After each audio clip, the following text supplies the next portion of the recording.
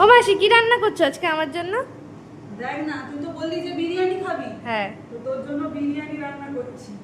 তুমি তো খুব ভিডিও আপলোড করো, অনেক ধরনের রান্না বান্না করো, তাই জন্য ভাবছি বিরিয়ানিটা খাবো। হ্যাঁ, তো তোর জন্যই করছি, এবার খেয়ে বলবি যে কেমন হলো।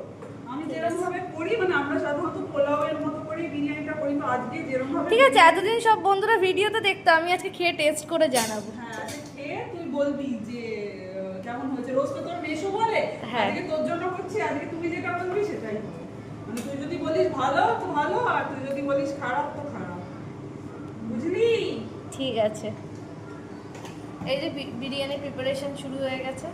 বিরিয়ানি হয়ে গেছে, লেয়ারিংটা করছি।